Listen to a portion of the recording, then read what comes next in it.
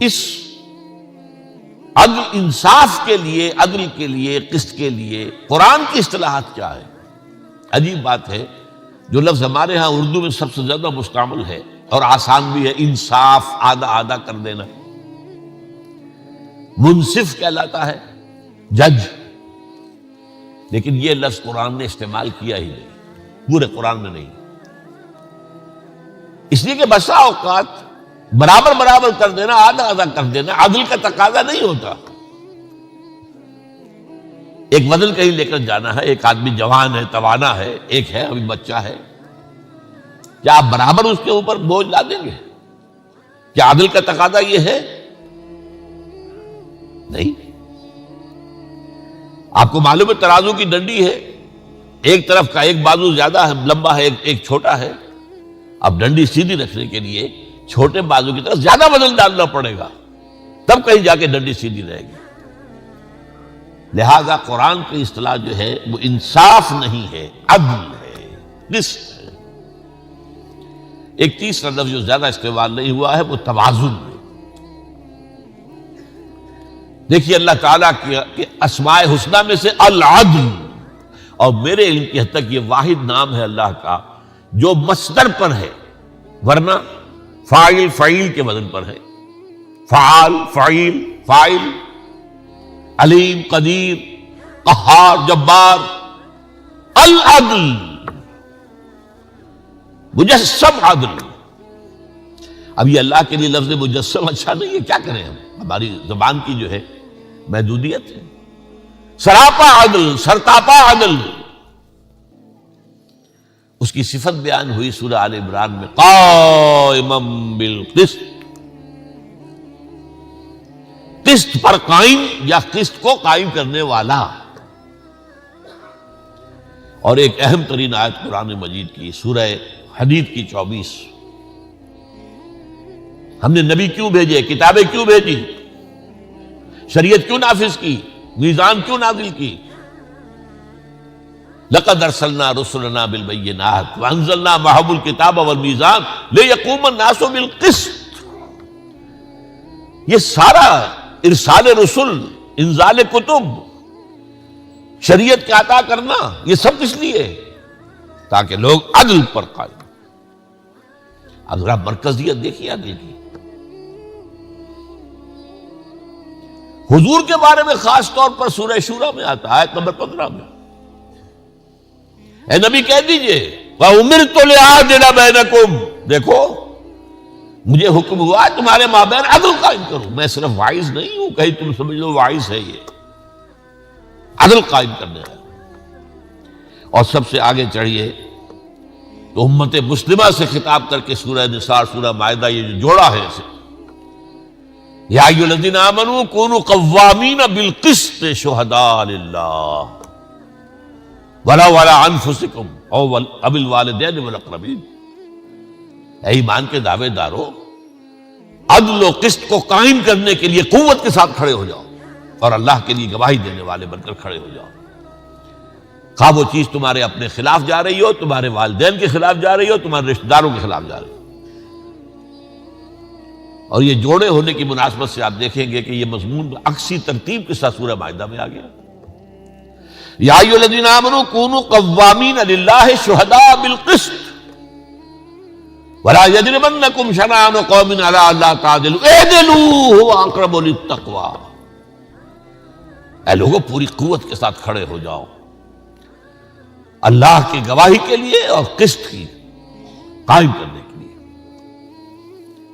اور دیکھنا کہیں کسی قوم کی دشمنی تمہیں اس پر آمادہ نہ کر دے کہ تم انصاف نہ کرو، انصاف سے کام لو، یہی بہتر ہے۔ تیسرا لفظ میں نے عرض کیا ہے وہ ذرا لطیف ہے، توازن، اور اس کو ذرا غور کیجیے گا۔ یہ پوری آفاق جس کا ہمیں کوئی اندازہ نہیں ہے، کتنے ارب ہا ارب ہا ارب ہا کھرب ہا کھرب ہا کھرب ہا، یہاں سٹارز ہیں، سیارے ہیں، ستارے ہیں، گیلیکسیز ہیں، ان سب کا نظم قائم ہے توازن پر۔ وَالسَّمَاءَ رَفَعَهَا وَوَضَعَ الْمِيزَانَ أَلَّا تَطْغَوْا فِي الْمِيزَانِ وَأَقِيمُوا الْوَزْنَ بِالْقِسْطِ وَلَا تُخْسِرُوا الْمِيزَانَ۔ اللہ نے آسمان کو اٹھایا، اس میں میزان رکھی، توازن رکھا، اور حکم دے دیا گیا اس کے اندر کوئی کمی بیشی نہ کرنا، اور اس توازن کو قائم رکھنا۔ یہ سارے کرے جو ہے ٹکراتے کیوں نہیں ایک دوسرے سے؟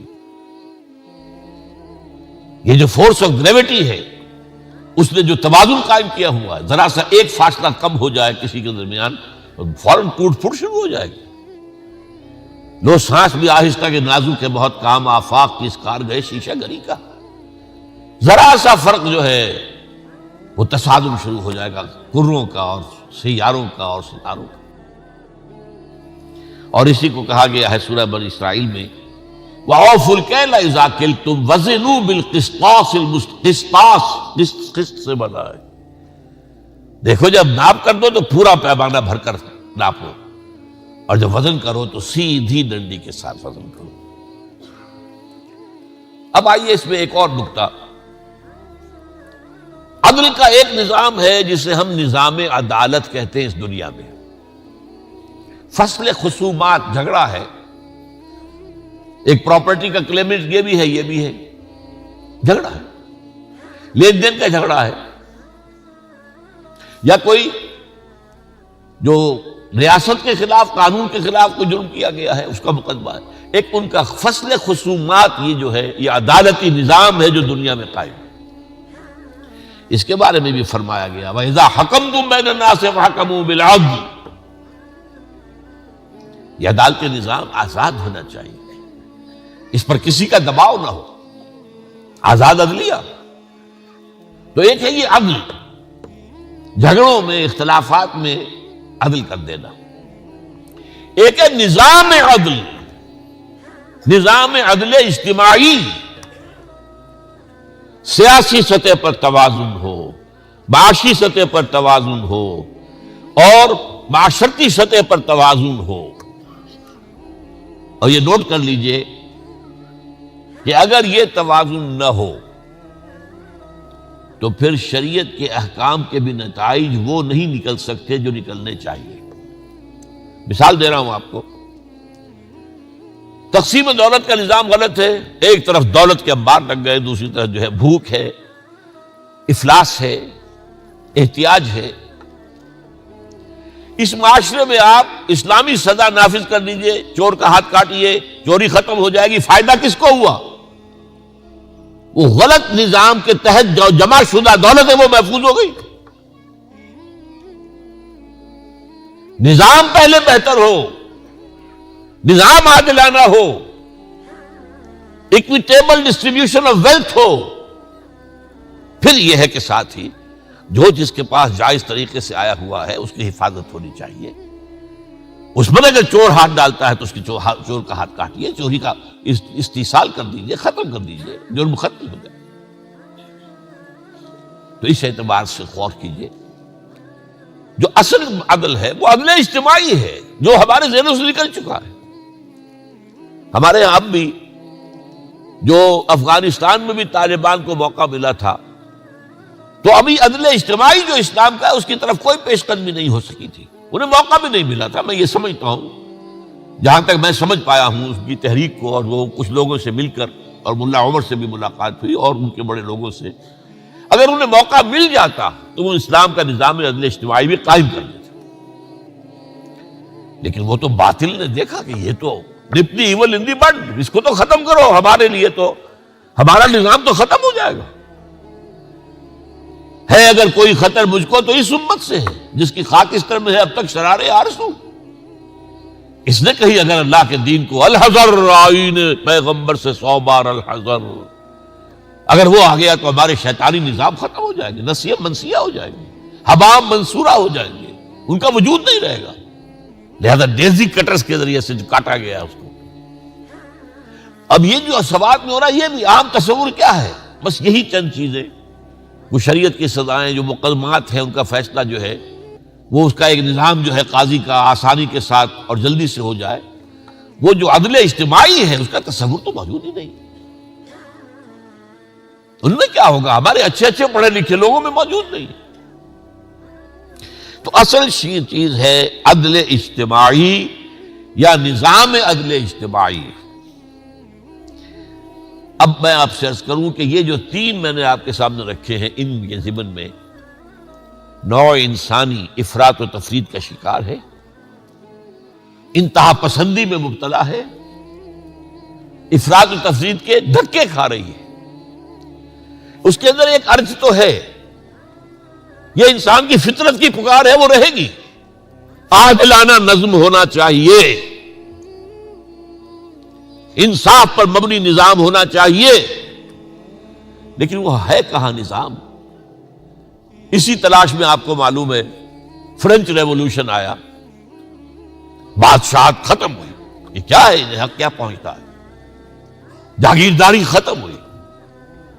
جیسے ہمارے ہاں ہوتے تھے 30,000 منصبدار، 50,000، وہی وہاں تھے، لارڈز تھے، بیرنز تھے، پوری دنیا میں ایک نظام تھا۔ کسان پسا ہوا ہے، خون پسینہ اس کا ہے، عیش محل والے کر رہے ہیں۔ عیش جو ہے بنا ہے، عیش تجمل حسین خان کے لیے، وہ جاگیرداروں کے لیے ہے، بادشاہ کے لیے ہے، حالانکہ خون پسینے کی کمائی جو ہے وہ کسان کی ہے۔ ظاہر بات ہے یہ اس سے انسان نکلا، بغاوت کی۔ یہ فطرت کی بغاوت تھی، یہ فطرت تھی جو والٹیئر اور روسو کی زبان پر بول رہی تھی، جس سے کہ آگ لگ گئی۔ انقلاب آیا، لیکن چونکہ اس کے ساتھ ہی صنعتی انقلاب بھی آ گیا، اور دولت کے نظام میں کوئی غلطی جو ہے وہ اصلاح نہیں ہوئی تھی، لہذا وہ سرمایہ داری مسلط ہو گئی۔ رست از یک بنتا افتاد در بندے دیگر، ایک غلامی سے نجات ملی تھی، جاگیردار اور بادشاہ کی غلامی سے، اب سرمایہ دار اور کارخانے دار کی غلامی ہو گئی۔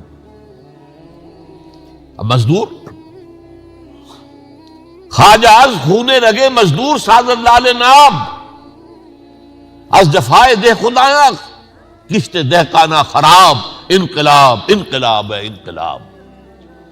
اقبال کہہ رہا ہے سرمایہ دار نے مزدور کی رگوں میں دوڑنے والے سرخ خون سے وہ شراب سرخ جو ہے وہ کشیدگی اور پی رہا ہے، شام کو بیٹھا ہوا کلب کے اندر یا گھر میں، اور زمیندار اور جاگیردار کی جفا سے، ظلم سے دہقان کی کھیتی اجڑی ہوئی۔ انقلاب انقلاب۔ اب یہ کیا ہوا؟ اس سرمایہ داری کے خلاف رد عمل ہوا، ایک اور چھلانگ لگا، ادھر سے ادھر، ادھر سے ادھر۔ وہ کیا ہے؟ کمیونزم، انفرادی ملکیت کی نفی مطلق، فطرت انسانی کے خلاف۔ ایک پارٹی کی ڈکٹیٹرشپ، اب ایک پارٹی مسلط ہو گئی۔ تمہارا کام ہے کام کرو اور ویج لو اور کھاؤ پیو، بس۔ زبان نہیں کھول سکتے، تنقید نہیں کر سکتے، no right of expression, no right of organisation. یہ بدترین غلامی۔ چنانچہ وہ نظام بھی ختم ہوا۔ اب انسان واپس آیا ہے۔ اب کیا ہے کہ اس سرمایہ داری نے بغلے بجائے، ہم جیت گئے، ہمارا نظام بہترین ہے، ثابت ہو گیا، اینڈ آف ہسٹری۔ بڑی کتاب لکھی گئی۔ گلوبلائزیشن، اب جو ہے سرمایہ داری بڑے خود اعتمادی کے ساتھ، اب گلوبلائزیشن پوری دنیا کے اوپر اس نظام کو قائم کر دینے کے لیے وہ قدم بڑھا رہی تھی، کہ اب نظر آیا کہ آگے بڑھ رہے ہو، پیچھے جو ہے وہ تو تمہارا برباد ہو رہا ہے۔ تمہارا تو اپنا نظام، سرمایہ داری کی جنت۔ امریکہ میں جس طریقے سے ریسیشن آئی ہے، جو وہاں بینکوں کا بیڑا غرق ہوا ہے، اور ادھر جو ہے اب کدھر جائے گا انسان؟ یا تو سوشلزم کی قسم کا کوئی نظام دوبارہ آئے گا، یا انہیں اندیشہ ہے کہ اب اسلام کے آنے کا خطرہ ہے۔ یہی وہ خطرہ ہے کہ جس کی وجہ سے انہوں نے پوری دنیا کے اندر یہ ڈھڈورا پیٹ دیا۔ یہ فنڈامنٹلزم، یہ مسلمانوں کے اندر یہ جو اپنے نظام کی بات کرتے ہیں، جو خلافت کی بات کرتے ہیں، جو نظام کی بات، وہ ہمارے دشمن ہیں، فنڈامنٹلسٹ ہیں، وہ ٹیررسٹ ہیں، انہیں برباد کر کے رہیں گے، ختم کر کے رہیں گے۔ اور یہ باتیں وہ کھل کر کہہ رہے ہیں، انہیں کسی کا ڈر ہے ہی نہیں، کیونکہ دنیا یونیپولر ہو چکی ہے۔ وہ تو یہ ہے کہ I am the monarch of all I survey، لہذا پہلے کبھی بائی پولر دنیا تھی تو خیال ہوتا تھا کہ اگر امریکہ کسی ملک کو ناراض کرے گا وہ روس کے حلقہ جو اثر ہے اس میں چلا جائے گا. اب تو پرواہ نہیں، کھل کر کہہ رہے. اس میں قرآن مجید کی ایک آیت ہے سورہ نحل کی، وَعَلَى اللَّهِ قَصْدُ السَّبِيلِ وَمِنْهَا جَائِرٌ. اس کا بہت عمدہ نقشہ کھینچا ہے مولانا مودودی نے اپنی تفہیم القرآن کے اندر کہ راستہ ایک تو سیدھا راستہ جا رہا ہے، یہ دنیا میں صراط مستقیم ہے، اور اس کے اندر بعد میں یہ الصراط پل صراط بن جائے گا. ایک ہے ٹیڑھے راستے، ادھر بائیں سے آیا دائیں کو چلا گیا انتہا کو، اس انتہا کو پہنچ کر ادھر واپس آیا پھر اس کو کراس کر گیا صراط مستقیم کو. چونکہ آسمانی ہدایت سے استفادہ نہیں کرنا لہذا کراس کرتا ہے ہر بار، وہ نقطہ عدل سے گزرتا ہے لیکن اس کو اختیار نہیں کرتا، اور یہ سارے راستے ہوتے ہوتے جہنم میں پہنچا دیتے. اس پس منظر میں نوع انسانی پر نبی اکرم صلی اللہ علیہ وسلم کا عظیم ترین احسان ان جملہ اعتبارات سے عدل و قسط اور توازن و اعتدال پر مبنی مکمل نظام اجتماعی، یہ ہے اصل دین، یہ ہے عظیم ترین احسان، یہ ہے انسان کی سب سے بڑی ضرورت کو پورا کرنا. آج کے انسان کی ضرورت یہ ہے، اس لیے کہ آج یہ دنیا چھوٹی سی ہو گئی ہے، یہ گلوبل ولیج بن گیا ہے، ایک نظام ایک جگہ سے جکڑا جا سکتا ہے پوری دنیا کو. کوشش ہو رہی ہے نیو ورلڈ آرڈر جس کا خواب یہودیوں نے دیکھا تھا 1776 میں، ادھر امریکہ آزاد ہوا 1776 میں، اور اس کا بینک کا نظام بنایا یہودیوں نے، $1 نوٹ بنایا اور اس کے اوپر تصویر بنا دی احرام مصر کی، اس پہ ایک آنکھ دجال کی، اور نیچے نووس آرڈس سیکولورم نیو سیکولر ورلڈ آرڈر، اور اس کی تاریخ 1776 ہے. دنیا ادھر جا رہی ہے. اور آج کا لیے جیسے کہ ابھی عزیزم عاقب سعید کہہ رہے تھے، اللہ حضور کی رحمت للعالمین کا سب سے بڑا مظہر یہ نظام ہے. ورنہ آپ کو معلوم ہے، خود سوچئے غور کیجئے، توحید تو پہلے دن سے آدم سے مکمل ہے، تمام انبیاء کے ہاں تھی. ہمارے جو ایمانی حقائق ہیں وہ تو تمام رسولوں کے وہی چلے آ رہے ہیں، ان میں تو کوئی کسی کو ہم نہیں کہہ سکتے کوئی ارتقا ہوا ہے. ارتقا ہوا تمدن میں، اس تمدن کی پیچیدگیوں میں، ان پیچیدگیوں سے پیدا شدہ مسائل میں، ان کے نتیجے میں برپا ہونے والی ناانصافیوں میں، ان کی بنا پر وجود میں آنے والے جبر اور استبداد میں. یہاں اگر اللہ تعالیٰ کی طرف سے اس کی رحمانیت اور رحیمیت کا مظہر بن کر آئے ہیں تو وہ محمد رسول اللہ ہے، رحمت للعالمین بن کر بھیجے گئے. اور اسی کے ساتھ ایک بات اور نوٹ کر لیجئے کہ اس نظام کو حضور نے 23 سال کی نہایت جاں گسل مشقت اور محنت اور قربانی اور ایثار، آپ اور آپ کے صحابہ، محمد الرسول اللہ والذین معہ، اس کے نتیجے میں اس نظام کو بالفعل قائم کر کے دکھایا ہے. اس اعتبار سے میرے الفاظ نوٹ کیجئے، سیرت النبی سے جو اصل ہدایت ہمیں ملتی ہے وہ اس نظام کو قائم کرنے کے طریقہ کار کی ہے. سیرت النبی سے لینے کی اصل شے، باقی جو ہدایت ہے اللہ کی وہ تو قرآن مجید کے اندر آ گئی، پھر اس کی کچھ شرح احادیث نبوی میں آ گئی، مسائل کا حل تو وہاں آ گیا ہے. اصل میں سیرت النبی سے جو کچھ اخذ کرنا ہے، جو سیکھنا ہے، کیونکہ نظام عدل اجتماعی قائم کرنا آسان کام نہیں. شیر کے منہ میں سے نوالا نکالنا، یہ جو مراعات یافتہ طبقات ہیں ان سے لوگوں کے حقوق حاصل کرنا واپس آسان کام ہے. اس کے لیے تو بڑی سخت محنت اور مشقت اور ایثار اور قربانی صبر اور مسابرت، استقامت اور مقاومت کا ثبوت دینا پڑے گا. لیکن اس کے لیے بھی یہ ساری چیزیں بھی ہوں، طریقہ کار درست نہ ہو تو نتیجہ نہیں نکلے گا.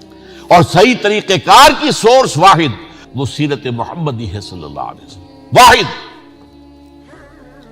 کیونکہ ایک لائف سپین میں یہ کام صرف حضور کے ذریعے سے ہوا ہے، 23 برس. ایک فرد واحد کی حیثیت سے آپ کھڑے ہوئے ہیں. پہلے دن 4 آدمی ایمان لے آئے.